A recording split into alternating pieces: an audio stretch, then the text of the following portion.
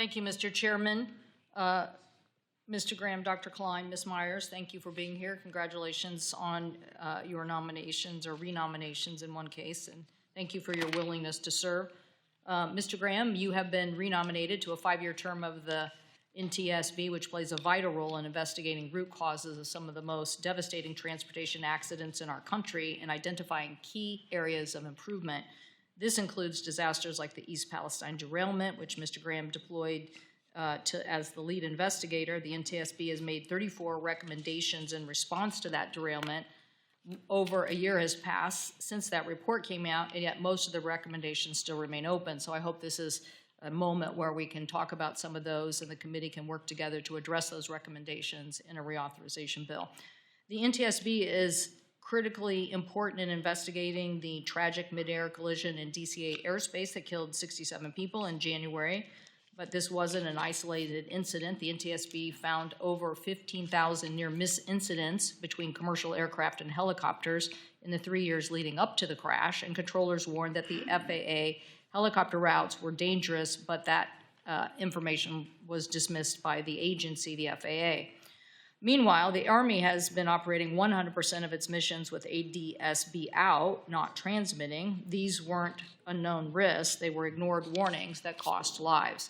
So Mr. Graham, as someone who participated in that NTSB investigation of the tragedy, I look forward to asking your assessment about the fundamental changes we need at the FAA to prevent future tragedies. I also want to point out that you were renominated 1 month after President Trump illegally fired Vice Chair Alvin Brown, one in a series of illegal firings across multiple independent boards and commissions, including most recently Democratic member of the Surface Transportation Act. You were nominated, Mr. Klein, you were nominated to be Associate Director of the White House Office of Science and Technology and the next U.S. Chief Technology Officer. If confirmed, you would play a key role in executing the nation's science and technology agenda, including collecting our collective efforts to ensure that the United States maintains its leadership in AI. No doubt AI will change our world, but there's lots of areas in which the federal government should play a role: education, training in AI, and promoting American leadership, while also protecting consumers and children from harm. To be clear, I do support a federal preemption bill, but only when it's paired with the appropriate federal framework, which includes solid guardrails to ensure that America is the leader in setting AI standards and rules of the road.